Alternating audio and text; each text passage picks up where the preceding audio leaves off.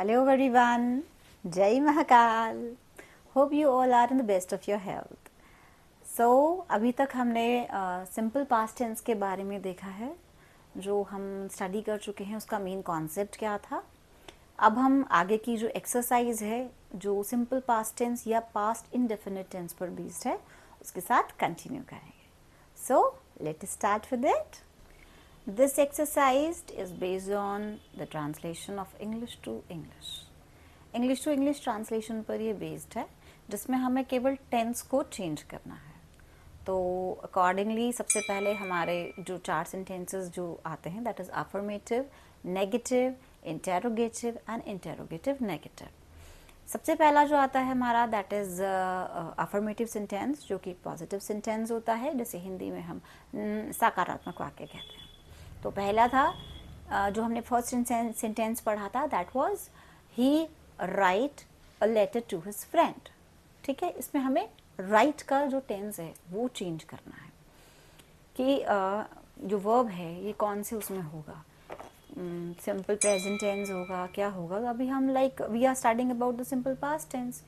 Simple present tense में हमने देखा था he writes a letter to his friend, और अब हम ये जो सिंपल पास्ट टेंस है या पास्ट इंडेफिनिट टेंस है उसमें उसने पत्र लिखा, तो इसका सेकंड फॉर्म आएगा किसका, राइट का सेकंड फॉर्म आएगा। उसने पत्र लिखा तो he wrote a letter to his friend, उसने पत्र लिखा। सेकंड आता है हमारा द ओल्ड बेगर बेग आंट्स एवरी डे, मांगता है तो उसने मांगी, तो उसका सेकंड फॉर्म बेग का क्या होगा, बेग का begged. Third form is also begged, so हम यहाँ सेकंड फॉर्म यूज कर रहे हैं। तो the old beggar begged alms every day, उसने रोज भीख मांगी। देन थर्ड सेंटेंस आता है an intelligent student work hard diligently और इंटेलिजेंटली। तो एक इंटेलिजेंट स्टूडेंट मेहनत करता है, हार्ड वर्क करता है, तो वर्क हार्ड। अब उसने मेहनत की, सो द स्टूडेंट या intelligent student worked hard intelligently, उसने हार्ड वर्क किया। तो वर्क हार्ड तो करता है, इसका सेकंड फॉर्म क्या होगा, worked hard. So the intelligent student worked hard intelligently और डिलीजेंटली, डिलीजेंटली मतलब मेहनत से ही। एंड नेक्स्ट सेंटेंस जो आता है हमारा that is we participate in dance, हम डांस में पार्टिसिपेट करते हैं, तो हमने डांस में पार्टिसिपेट किया, तो वी पार्टिसिपेटेड इन डांस। इसमें सेकेंड फॉर्म आएगा, पार्टिसिपेट का second form is participated and third form is also participated. So we participated in dance. Then next आता है one of his friend compose a poem. One of his friend compose यहाँ करता है, यानी एक मेरा मित्र जो है या उसका एक मित्र जो है वो पोम यानी कविता की रचना करता है। अब इसमें आएगा उसने कविता की रचना की, तो कंपोज का सेकेंड फॉर्म क्या होगा, कंपोज्ड। थर्ड फॉर्म भी कंपोज्ड होगा। So one of his friends composed a poem. So these are your affirmative sentences. Next is our negative sentence, मतलब नकारात्मक वाक्य।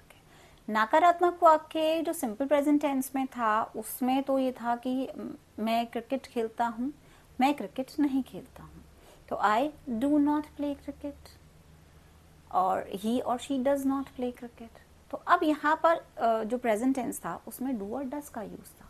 अब ये जो पास्ट टेंस आया है इसमें केवल डिड का यूज होगा सारे सब्जेक्ट के साथ जितने भी हम यूज करेंगे, एंड डिड के साथ फर्स्ट फॉर्म लगेगा किसका, हमारे वर्ब का फर्स्ट फॉर्म आएगा सारे सेंटेंसेस में, आई, ही और शी, वी, दे।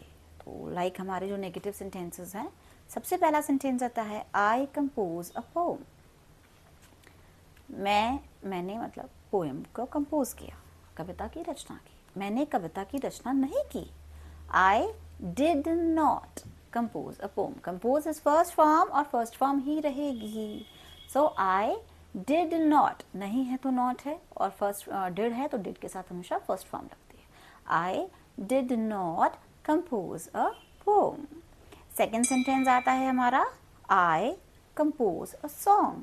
वहाँ पोम था, अब यहाँ सॉन्ग आ गया है, तो I did not compose a song. Third sentence है हमारा, the old beggar beg alms every day. The old beggar did not beg alms every day. जो ओल्ड बेगर है उसने रोज भीख नहीं मांगी.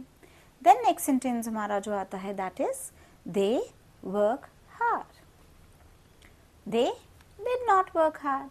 डिड के साथ नॉट, नॉट के साथ first form. Next sentence is खुशी laugh at the squint old man. तो खुशी did not laugh at the squint old man. खुशी जो है वो एक squint मतलब भंगे old man पर नहीं हंसी. So this was all about your negative sentences. Next is our interrogative sentences.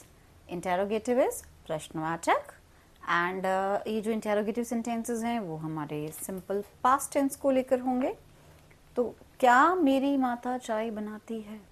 Dash my mother prepare T for me. तो डिड या क्या मेरी मदर ने मेरे लिए चाय बनाई? तो did my mother prepare T for me, या सिंपल टी. नेक्स्ट सेंटेंस जो आता है हमारा that is dash Robert Frost right many interesting place. तो क्या रॉबर्ट फ्रॉस्ट ने बहुत सारे इंटरेस्टिंग प्लेस लिखे? तो did Robert Frost right many interesting place.